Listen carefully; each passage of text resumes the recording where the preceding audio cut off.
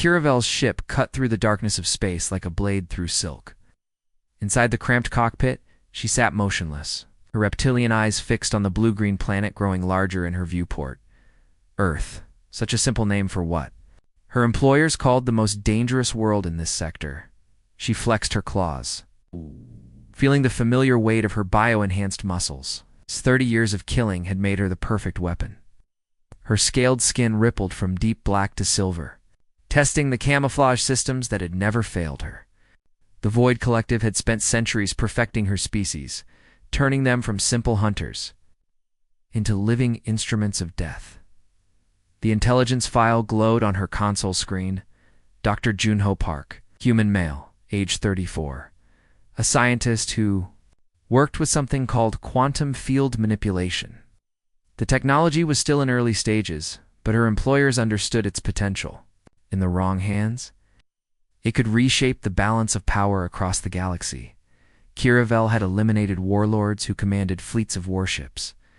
She had killed crime bosses who ruled entire star systems. She had even assassinated a telepathic emperor who could read minds from across a solar system. One human scientist would be nothing. Her ship's sensors began picking up details about Earth's surface. The humans had barely reached their own moon. They fought wars with chemical explosives and metal projectiles. Their cities were made of glass and steel, fragile as soap bubbles.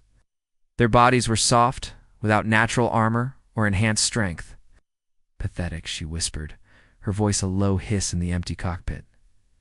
The mission briefing had been simple. Dr. Park worked alone in a small laboratory. He had no security detail, no advanced warning systems. He lived in a residential area with other humans. The darkness around her as she reviewed the target's daily routine. The human followed predictable patterns. He left his dwelling at the same time each morning, returned at the same time each evening. He made regular trips to purchase food and supplies. He interacted with other humans in ways that served no tactical purpose. The files showed images of Dr. Park. He was smaller than she had expected, with soft features and kind eyes. He wore simple clothes and carried no visible weapons.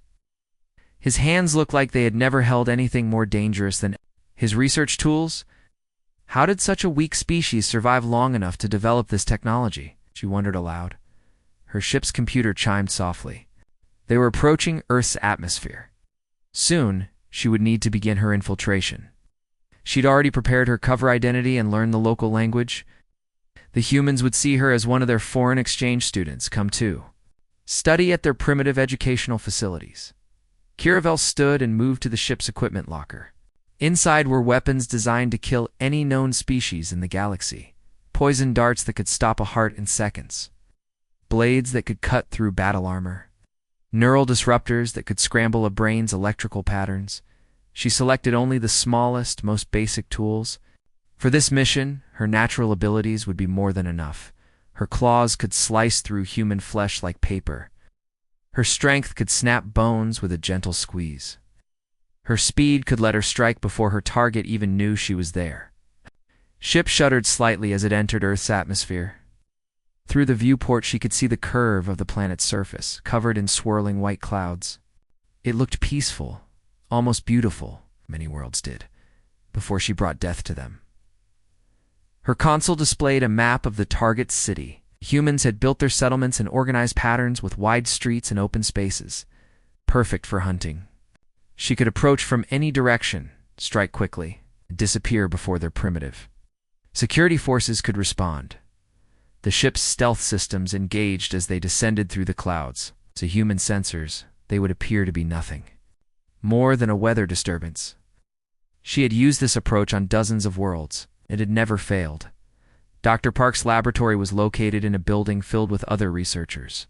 They worked on different projects, unaware that one of their colleagues had discovered something that could change the fate of civilizations. The irony was not lost on Kiravel. Humans seemed to stumble into galactic significance by accident. She studied the building's layout one final time. Multiple entrances, standard security systems, and large windows that would provide easy access. The human's workspace was on the third floor, isolated from the main corridors. She could reach him without encountering other humans. The ship touched.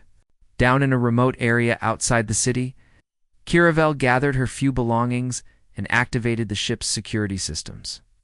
By the time she returned, her mission would be complete, and she would be ready to report success to her employers. As she walked toward the distant lights of the human city, she felt the familiar calm that came before a kill. Her enhanced senses cataloged every sound, every scent, every movement around her. Nothing would escape her notice. Nothing would stop her from completing her mission. The galaxy's deadliest assassin had arrived on Earth. Dr. Junho Park had less than 72 hours to live, but Kiravel could never have imagined that her perfect record was about to be broken by something she had never encountered before. A father's love for his child. Kiravel crouched on the rooftop, across from Dr. Park's building, her scaled skin matching the gray concrete perfectly. Through her enhanced vision, she could see into the human's dwelling with perfect clarity. She saw made no sense at all. The target was awake at 0600 hours. But instead of immediately focusing on his research, he was in the food preparation area. He moved around quietly, making hot liquid in a small machine and preparing what appeared to be a morning meal. His movements were careful, almost gentle, as if he was trying not to make noise. A small figure appeared in the doorway. The child. Young rubbed her eyes and yawned. Her hair stuck up in odd directions, and she carried a soft toy that looked like some kind of earth animal. "Good morning, little star," Dr. Park said softly, lifting the child into his arms. "Did you sleep well?" The child nodded and pressed her face against his shoulder. They stood like that for several minutes, not speaking, just holding each other. Kiravel had never seen anything like it. Interspecies offspring were raised in training facilities, separated from their parents at birth to prevent emotional weakness. Dr. Park set the child down and began preparing her morning meal.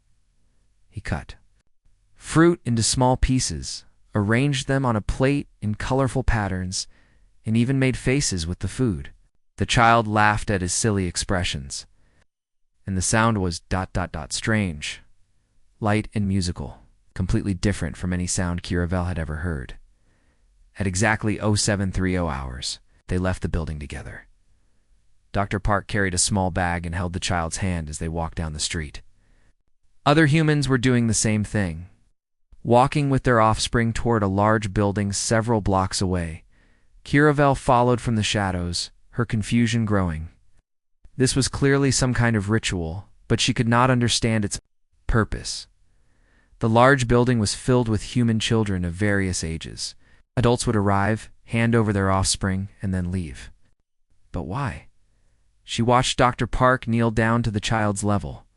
He adjusted her small jacket, checked that she had everything she needed, and spoke to her in quiet tones. The child nodded seriously, then threw her arms around his neck. "I love you." "Daddy," she said. "I love you too, little star. Have fun learning today."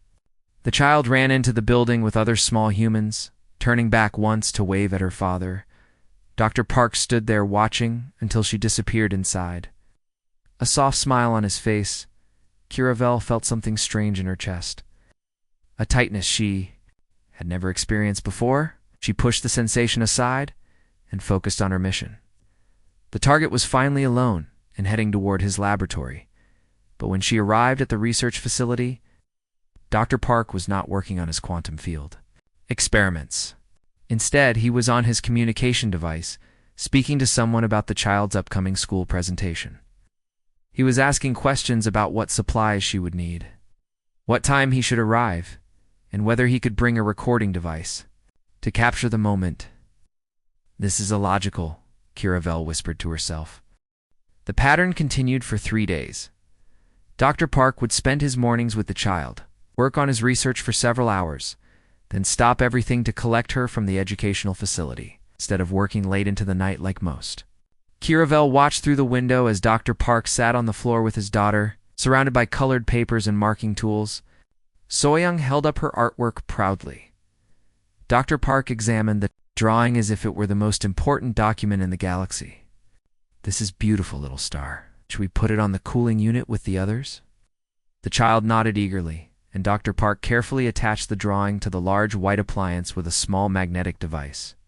The entire front surface was covered with similar artwork, creating a colorful display of the child's creative efforts. On the third day, the child became ill. Curavel watched as Dr. Park canceled his research work entirely, staying home to care for her. He brought her liquids, adjusted her temperature with cool cloths, and sat beside her bed reading stories from colorful books. Once upon a time, he read softly, there was a brave little princess who lived in a castle made of clouds. ... The child's eyes grew heavy as she listened, her small hand clutching his larger one. When she finally fell asleep, Dr. Park remained by her bedside. Monitoring her breathing and temperature throughout the night, Curavel found herself returning to the same rooftop night after night, watching this strange ritual.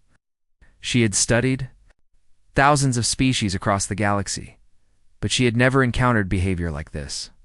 The human was clearly capable of important work, yet he repeatedly chose to focus on the small, seemingly meaningless activities related to his offspring. In her culture, such behavior would be seen as weakness. Parents who showed excessive attachment to their young were removed from important positions. The Void Collective understood that emotional bonds interfered with efficiency and logical thinking. But as she watched Dr. Park sacrifice sleep to care for his sick child, Curavel began to wonder if she was missing something fundamental about human nature.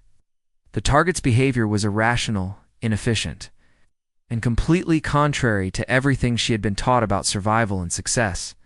Yet somehow, it also seemed like the most natural thing in the universe. Curavel moved through the laboratory building like a ghost. Her skin had shifted to match the white walls perfectly, and her footsteps made no sound on the polished floors. The security cameras saw nothing. The motion sensors detected no movement. After 30 years of killing, infiltration was as natural as breathing. She had memorized every detail of the building's layout. Third floor, room 3247. Dr. Park would be alone, working on his quantum field research. The child would be safely away at her educational facility for another 4 hours. This was the perfect moment she had been waiting for. The laboratory door was unlocked. Humans were so trusting, so careless with their safety. Curavel slipped inside without disturbing even the air currents. The room was filled with complex equipment, screens displaying mathematical formulas, and the soft hum of electronic devices. Dr. Park sat at his workstation with his back to the door. He was completely focused on his research, moving between different screens and making notes on paper. His posture was relaxed, unaware that death had entered his sanctuary. Curavel studied her target one final time. His neck was exposed above the collar of his simple white shirt. His dark hair was slightly messy from running his hands through it while he worked. He looked tired but determined, probably staying up late to balance his research with caring for his daughter. She moved closer, her enhanced muscles coiling like springs. One quick strike to the base of his skull would sever his spinal cord instantly. It would feel no pain, have no time to cry out. The kill would be clean and professional. Her claws extended silently from her fingertips. The bio-enhanced bone was sharper than any blade, capable of cutting through steel. Human flesh would offer no resistance at all. 3 steps away. 2 steps. 1 step, Dr. Park remained focused on his work, completely unaware of the predator behind him. His hand moved across the screen, adjusting a complex equation. He was so close to a breakthrough that could change the galaxy forever. Curavel raised, her claws high above her head, her muscles tensed for the killing strike. After this moment, Dr. Junho Park would exist only in memory. Daddy, who's the pretty lady? The small voice cut through the silence like a blade through Curavel's heart. Her killing strike froze in midair, her entire body going rigid with shock. So Dash Young stood in the doorway, her bright yellow school bag sliding from her small shoulder to the floor. Her dark eyes were fixed on Curavel with curious interest. Showing no fear at all, the child's head was tilted slightly to one side, as if she was trying to understand why a stranger was in her father's laboratory. Saw Young. Dr. Park spun around in his chair, his face immediately filled with concern. What are you doing here? Are you feeling sick? Did something happen at school? The child walked into the room, her attention still focused on Kiravel. Teacher Kim got sick and had to go home. He sent all the kids home early. She stopped just a few feet away from the frozen assassin. Are you here to play with us? You look really sad. Kiravel stood like a statue, her claws still extended, but now trembling slightly. In 30 years of killing, no one had ever called her pretty. Her scaled skin, her reptilian features, her cold eyes had inspired only fear and hatred. But this small human child saw something different. I am... ... Kiravel's voice came out as a whisper, uncertain and strange even to her own ears. Am your new neighbor? Dr. Park's expression changed from concern to warmth in an instant. Oh, wonderful. Young mentioned she saw someone moving into the building. I'm Junho Park, and this is my daughter Young. He stood up and extended his hand in the human gesture of greeting. It's so nice to meet you. What brings you to our little corner of the city? Kiravel stared at the outstretched hand, her mind completely blank. No one had ever offered to shake hands with her before. No one had ever smiled at her the way Dr. Park was smiling now. I study here, she managed to say, her voice still shaking. That's fantastic. Are you working on your graduate degree? What's your field of study? Before Kiravel could answer, Young tugged on her father's sleeve. Daddy, can she stay for dinner? I want to show her my drawings. Dr. Park looked at Kiravel with hopeful eyes. We're having kimchi stew tonight, Young's favorite. Would you like to join us? I know how hard it can be to adjust to a new place, especially when you're far from home. Kiravel felt something breaking inside her chest. The wall she had built over 30 years of killing was crumbling under the weight of simple human kindness. These people had no idea who she was, what she had done, or why she was here. They saw only a stranger who might be lonely, and their first instinct was to offer friendship. She started to speak, then stopped. To complete her mission, to eliminate the witnesses. But something else, something she had never felt before, made her want to say yes. I would like that, she whispered, her claws slowly retracting. For the first time in her life, the galaxy's deadliest assassin had no idea what to do next. The pain in Kiravel's head started as a small pulse, like a heartbeat behind her eyes. She tried to ignore it as she sat at Dr. Park's dinner table, watching Young use her chopsticks to chase pieces of tofu around her bowl. Kirane, you're really good at using chopsticks, Young said with admiration. Daddy says it takes practice. I have had much practice, Kiravel replied, though her voice sounded tight. The compliance implants in her brain were sending warning signals. 72 hours had passed since she arrived on Earth. Her mission should have been completed by now. Dr. Park ladled more kimchi stew into her bowl. Young is right. You handle chopsticks better than most locals? Have you spent time in Korea before? No, I learned quickly, but the pain in her skull intensified, making her wince slightly. Young noticed immediately. Are you okay? You look hurt. I am fine, Kiravel lied, forcing a smile. The child's concern made the pain worse somehow, not because of the implants, but because of the strange warmth spreading through her chest.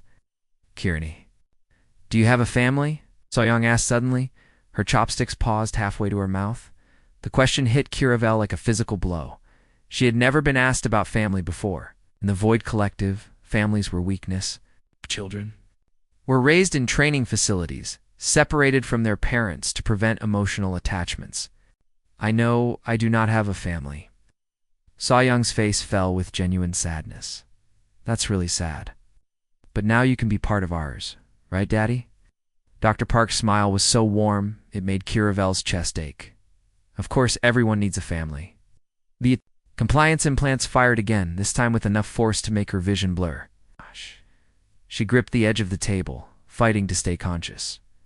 Her handlers were losing patience. Kirani, are you sure you're okay? Young reached across the table to touch her hand. You're shaking. The child's small fingers were warm against Kiravel's scaled skin. For a moment, the pain in her head seemed less important than the trust in Young's eyes. I am. Tired, she managed to say. You should rest. Dr. Park said with concern. "Would you like me to walk you to your apartment?" "No, I can manage." Kiravel stood carefully, her enhanced balance keeping her steady despite the pain. "Thank you for dinner, it was. ... Nice." "Come back tomorrow," Soyoung called out as Kiravel reached the door. "I want to show you my new drawings." Kiravel nodded, not trusting her voice. She made it to her apartment before the next wave of pain hit, dropping her to her knees on the cold floor. The communicator on her table crackled to life. She knew who it would be before she heard the voice. "Agent Kiravel." The harsh tones of her handler filled the small room. "Your mission timeline has expired. Cleanup team is en route to your location. You have been marked for termination along." With the primary target, Kiravel closed her eyes, feeling the familiar coldness that had always been her companion. But underneath it, something else burned bright and warm. The memory of Soyoung's laugh, the taste of Dr. Park's homemade stew, the feeling of belonging she had experienced for the first time in her life. "Estimated arrival time is dawn," the handler continued. "They have orders to eliminate all witnesses. Do not attempt to run. Do not attempt to interfere. You have failed." The collective transmission ended, leaving Kiravel alone in the darkness. She had perhaps 6 hours before the cleanup team arrived. 6 hours to decide whether to die as the weapon she had been created to be, or to live as something she had never imagined she could become. She thought of Soyoung sleeping peacefully in her bed, trusting that tomorrow would bring another day of safety and love. She thought of Dr. Park, who had opened his home to a stranger without question. They had no idea that death was coming for them with the sunrise. For the first time in 30 years, Kiravel felt something stronger than her programming. She felt the need to protect rather than destroy. She spent the remaining hours of darkness preparing. Her knowledge of Void Collective tactics was complete, and she knew exactly how the cleanup team would approach. They would expect to find her cowering in her apartment, waiting for termination like a good little weapon instead. They would find her ready to fight. At 0400 hours, she moved Dr. Park and Soyoung to the building's basement. The child was confused and frightened, but she trusted Kiravel enough to stay quiet. Dr. Park asked no questions, sensing the deadly seriousness in her voice. "There are people coming who want to hurt us," Kiravel explained as she sealed the reinforced door. "Stay here no matter what you hear. Do not come out until I return." "Kirane, I'm scared," Soyoung whispered. Kiravel knelt down and looked into the child's eyes. "I will not let anyone hurt you, I promise." It was the first promise she had ever made to anyone. The attack came with the dawn, just as her handler had predicted. But this time Kiravel was not hunting. She was protecting her family. The last assassin dropped to the concrete floor with a wet thud. Kiravel stood over his body, her claws dripping with dark blood. Around her, 5 other bodies lay scattered across the building's entrance. Her former colleagues from the Void Collective had come to complete her failed mission, but they had not expected to face someone fighting for more than just survival. The morning sun streamed through the broken windows, casting long shadows across the battlefield. Kiravel's enhanced healing was already working on her wounds. Deep cuts sealed themselves, broken bones straightened, and torn muscles knitted back together. But the deepest wound, the one in her soul, had been healed days ago by 2 humans who had shown her what love looked like. Her enhanced hearing picked up movement from the basement, footsteps on the stairs, a door opening carefully. She turned toward the sound, her body still tense from the fight. Dr. Park emerged from the safe room, carrying Soyoung in his arms. The child was still asleep, her small face peaceful against her father's shoulder. Her dark hair was messy. She clutched her favorite stuffed animal tightly. Dr. Park's eyes met Kiravel's across the room. She expected to see fear, horror, maybe disgust at the violence she had brought into their lives. Instead, she saw only gratitude and something else that made her chest tight with emotion. Acceptance. "You saved us," he said softly, his voice full of wonder. "You saved me first," she replied, her voice barely above a whisper. Soyoung stirred in her father's arms, opening her sleepy eyes. When she saw Kiravel, her face lit up with relief and joy. "Kirane, You're okay. She reached out her small arms, wanting to hug her protector. Kiravel looked down at her blood-stained claws, her torn clothes, the bodies around her feet. I am. It's not clean, I don't care, Soyoung said firmly. You kept us safe. In the days that followed, everything changed. Government agents came to investigate the attack. They questioned Kiravel for hours, trying to understand how an alien assassin had become a protector. Dr. Park stood by her side through every interview, speaking for her when the questions became too difficult. The Void Collective sent messages threatening revenge, but they never came. Word had spread through the galaxy about what had happened on Earth. The story of their deadliest weapon choosing love over duty became legend. Some called it impossible. Some called it proof that no programming could truly destroy the soul. Dr. Park's research continued, but now with protection and oversight. The quantum field technology would be shared with the galactic community, but only under strict rules. It would be used for healing and exploration, not destruction. The scientist who had almost died for his discovery became the guardian of its peaceful use. Kiravel legally adopted the name Kira Park. The paperwork was complicated, since she was the first non-human to apply for citizenship, but Dr. Park knew. Lawyers who specialized in impossible cases, she became Soyoung's official guardian alongside her father. Creating a family unlike any other on Earth, her enhanced abilities found new purpose. She worked with local law enforcement, protecting other families from dangers they could not see coming. Her reputation grew, but now she was known as a protector, not a killer. Parents would point her out to their children as the alien who chose love over violence. The hardest part was learning to live with peace. For 30 years, her life had been about death and mission objectives. Now she had to learn about grocery shopping and parent-teacher conferences. She had to understand why humans celebrated birthdays and why Soyoung needed new clothes every few months as she grew. But she learned quickly. She learned that love was not weakness, but the greatest strength in the universe. She learned that protecting someone you cared about gave you power beyond any genetic enhancement. She learned that a child's laugh could heal wounds that had nothing to do with the body. Sometimes, late at night, she would sit in Soyoung's room and watch the child sleep. The little girl who had seen past a monster's disguise to the lonely soul beneath. The child who had asked if she was sad and then decided to make her part of their family. Soyoung would sometimes wake up and find her there. Can't sleep, Kirani? I am keeping watch, Kiravel would reply. Nothing bad will happen. You're here now, and the child would go back to sleep, completely trusting that her alien guardian would keep her safe. Dr. Park would find them there. In the morning, the deadly assassin and the innocent child, sleeping side by side, he would smile and make extra breakfast, knowing that his family was complete. The galaxy had learned something important from Earth. Humanity's greatest strength was not in their technology or their weapons. It was in their infinite capacity to love. Even the most unlovable among the stars, the universe's deadliest assassin, had finally found something worth living for.